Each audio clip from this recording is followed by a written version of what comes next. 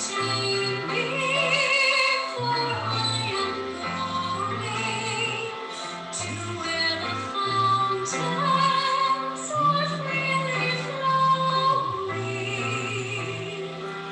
I'm a pilgrim, and I'm a stranger. I can tarry but a night. Welcome to another presentation in the series covering the history of the Seventh-day Adventist Church. And our topic today is the first four presidents of the General Conference. The first four presidents of the General Conference. Now, those of you that might not be familiar, I need to explain that the General Conference is the highest level of governance or operations in the Seventh-day Adventist Church. Before there was any other level of the church, such as we have today, the local church, the local conference, the local union, the divisions, before all these existed, there was only one level that existed. That is the General Conference, and it was, as it were, the first entity that began having other level of entities under it. Obviously, the question is asked, why would we want to spend time learning about the first four presidents of the General Conference? The reasons are obvious. In institutions, it's the president of an entity that gives direction to that entity. It is the character, the personality of the president that permeates what happens during those times. The role of a president in any institution cannot be belittled, because the president influences what happens to an entity. The president can take an entity to higher levels or bring an entity down. And so the first four presidents of the General Conference occupied a time period of about 25 years in total. And so let's go and learn who were these. The first one is John Byington, who was elected and served as president from 1863 to 1865. President John Byington was the first, seconded by James White, who served as president of the General Conference 3 times. 1865, when he took over from John Byington, to 1867. Another person took over from 1867 to 1869, but again, James White was put on the helm. He was removed in 1871, but they brought him back in 1874 until 1880, when he was removed. The third one was John N. Andrew, who ruled or was at the zenith of the institution from 1867 to 1869. And then was George I. Butler, who again was General Conference president 2 times, 1871 to 1874 and 1880 to 1888. This was the span of the first 4 leaders of the Seventh-day Adventist Church. Now, I wish I had all the time in this presentation to speak about each one of these men. But these are men that God used to anchor the church as it began. John Byington, James White, J.N. Andrew, and George Butler. You will notice that the Seventh-day Adventist Church first general conference at which leadership or officers were put in place took place in 1863. By the time George Butler was ending his presidency in 1888, you would remember that is the time when the famous 1888 General Conference that took place in Minneapolis, Minnesota, took place, and it was the landmark General Conference session that ended the presidency of George I Butler, a great soldier of the cross. Now let us look at each of these men in few details, just key elements. John Byington was born in 1798 and died in 1887 at the age of 89. You would see that this man was, out of all the leaders of the Seventh-day Adventist Church, he is one who occupied the office of president, who was born in the 17th, born 1798. John Byington started keeping the Sabbath in 1852 after he read the review. There was an article in the review on the Sabbath. He read it, believed in the Sabbath, and he went ahead and built a church near his home and became a self-supporting minister. He was a former Methodist minister who was elected as the first president of the Seventh-day Adventist Church. Something interesting, he served for 2 years from 1863 to 1865 with Uriah Smith as the executive secretary and E.L. Walker as the treasurer. You will notice from the history of the Seventh-day Adventist Church, the first president of the General Conference had actually served as a former minister in the Methodist Church. This is one reason why up to this day, the Seventh-day Adventist Church is open to receiving ministers from other churches to join ministerial ranks after they have gone through some orientation and training and mind reorientation to the Adventist message. John Byington, the first General Conference president who served for 2 years, a faithful man.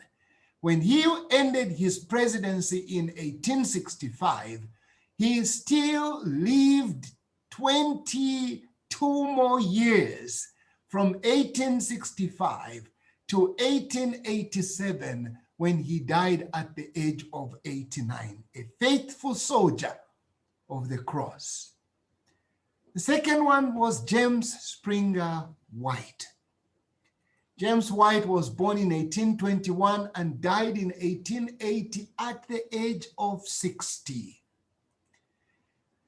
James White was the most gifted Seventh-day Adventist Church founder who served at one time as president of the General Conference of the Seventh-day Adventist Church, president of the Publishing Association, president of the Western Health Reform Institute, president of the General Tract and Missionary Society, president of the Seventh-day Adventist Education Society.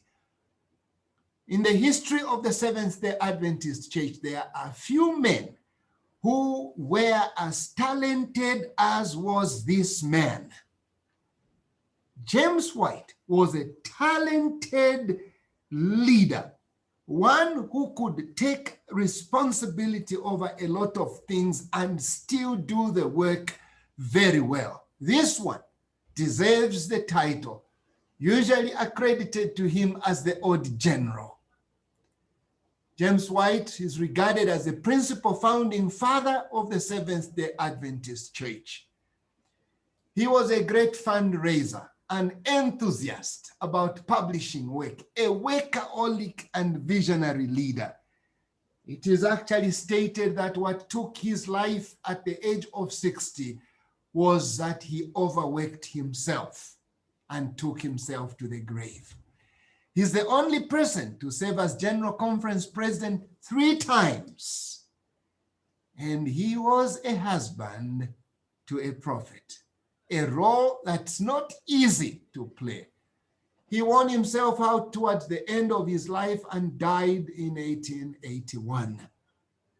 James Springer White, the principal founding father of the Seventh-day Adventist Church, served as one of the 4 presidents of the Seventh-day Adventist Church. Next was John N. Andrew. Born in 1829, died in 1883 at the age of 54.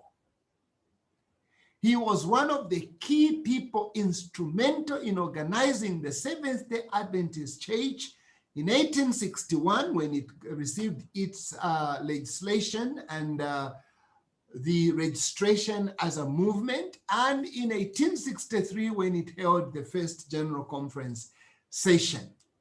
He was sent to Europe as the first missionary and sponsored by the church and helped establish the work in Europe. Andrews University today, the seminary of the Seventh-day Adventist Church, is named after him. This is a man whose life was a very rough life. He lost his wife at an early age and went to Europe with his children, daughters, and there he actually himself got sick, lost his daughter, and finally died. A dedicated scholar. That is why when Andrews University looked among the earliest pioneers to find one who could represent an academic institution, the name of J.N. Andrew was selected. George I. Butler, born in 1843 and died in 1918 at the age of 75, he was a key leader in church growth when he directed ministers and lay people to serve as evangelists. This is a man who, before he served as General Conference President, served as a president of the conference, and at the conference level organized church work and regarded or directed that all ministers serve as evangelists who are responsible for soul winning, and directed lay people into similar activities. He presided over the 1888 famous landmark General Conference session. He served twice as president of the General Conference. George I. Butler had an interesting time when he led as president. During the time of his leading as president of the church, discussions took place about the role of Ellen White and the Seventh-day Adventist position on the Bible and Ellen White. He is famously known for the statement he said about the relationship between the Bible and the visions of Ellen White. He said, if the Bible should show the visions were not in harmony with it, the Bible would stand and the visions would be given up. This was the position of our pioneers, including the first 4 presidents of the Seventh-day Adventist Church. Here is a summary of these 4 leaders and the years that they led.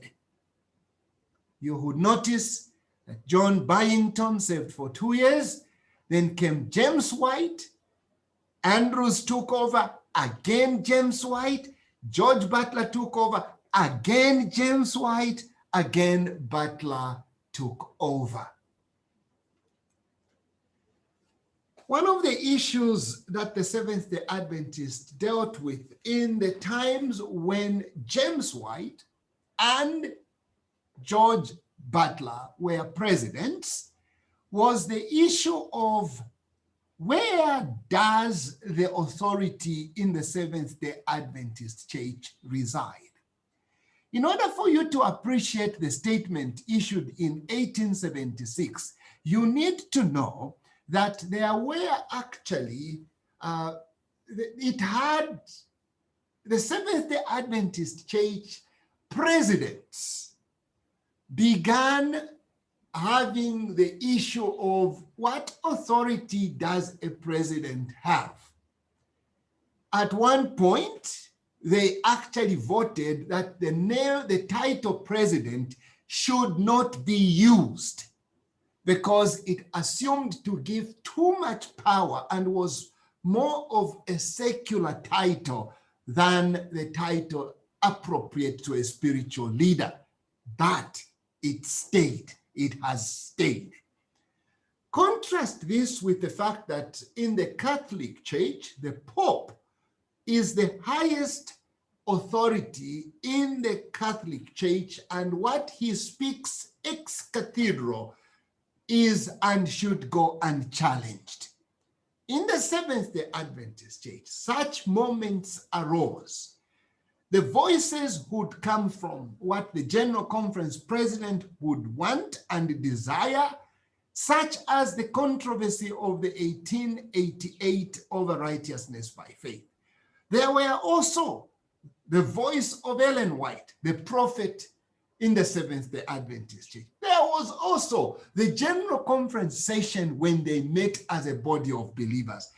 Those three groups were the ones over which the discussions revolved. Is it the General Conference president who has the highest authority and final authority on the church affairs? Is it Ellen White, the prophet of the Seventh-day Adventist Church? Or is it the body of believers? In 1876, a statement was issued that has stood the time of this, the test of time to this day.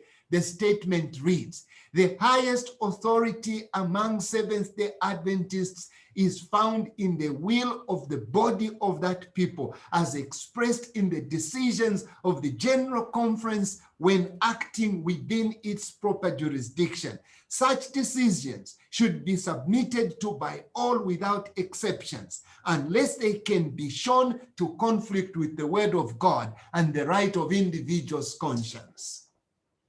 This statement simply says, the people, the believers, the body of believers, when they meet in decision-making context, such as at the General Conference session, represented by all people from all parts of the world, that is the highest authority whose decision has none equal to it, except if they took a decision contrary to Scripture. Secondly, this statement says, all decisions made by that body, when they sit properly constituted, that such a decision should be adhered to by everybody with no exception, because that body is the highest authority in the Seventh-day Adventist Church. This statement makes a difference between the authority in the Catholic Church and the authority in the Seventh-day Adventist Church. The authority in the Seventh-day Adventist Church resides in the body of the believers. Those first four presidents had a test in their times of tenure of office of working with a prophet.